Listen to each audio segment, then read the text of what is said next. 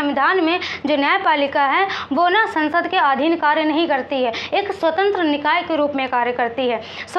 ये एक प्रकार की क्या हुई, विशेषता हुई। और कैसी है हमारे देश की न्यायपालिका, तो वो है इकहरी, जो एक क्रम में है, पहले सुप्रीम कोर्ट, फिर हाई, फिर डिस्ट्रिक्ट लेवल पे। और आगे मैंने एक बहुत ही इंपॉर्टेंट पॉइंट लिखा है, वो है भारत और अमेरिका में अगर कोई चीज़ कॉमन है तो वो है सुप्रीम कोर्ट।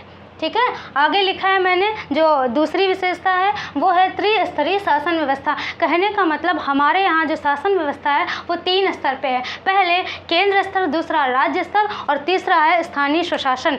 स्थानीय स्वशासन को संवैधानिक दर्जा प्राप्त है। हमने पढ़ा था कि 73वां संविधान संशोधन और 74वां संविधान संशोधन, इसके थ्रू स्थानीय स्वशासन के जो निकाय हैं कौन कौन से, पंचायती राज व्यवस्था और दूसरा नगर पालिकाएँ, ये जो हैं वो स्थानीय स्वशासन के अंतर्गत आती हैं और इनको ना संवैधानिक दर्जा प्राप्त है, यानी कि संविधान में इनको लिखा गया है, लिखित प्रमाण है इसका। आगे बात करते हैं धर्मनिरपेक्ष, पंथ निरपेक्ष। धर्मनिरपेक्ष या पंथ निरपेक्ष ये क्या होता है, यानी कि किसी भी जो हमारा भारत है, जो हमारा संविधान है ना, हमारे भारत में धर्म नहीं होगा। कहने का मतलब राष्ट्र का कोई भी धर्म नहीं होगा, सबको एक समान अधिकार प्राप्त है।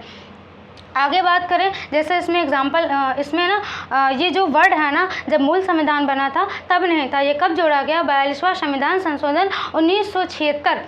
42वां संविधान संशोधन जब 1976 में हुआ तब ये वर्ड जोड़ा गया, क्या, धर्मनिरपेक्ष या पंथ निरपेक्ष। आगे बात करते हैं, 13वां जो पॉइंट मैंने लिखा है वो है संघात्मक संविधान। संघात्मक संविधान का मतलब ये है कि राज्य के कंपैरिजन में केंद्र को ज़्यादा शक्तियाँ प्राप्त हैं। तो इस जो ये व्यवस्था है ना, इसको बोलते हैं अर्ध संघात्मक व्यवस्था। ये क्वेश्चन इंपॉर्टेंट है, इसको क्या बोलते हैं, अर्ध संघात्मक व्यवस्था। और अगर एग्जाम्पल में देखा जाए तो राज्यपाल जो होते हैं उनकी नियुक्ति कौन करता है, राष्ट्रपति करते हैं।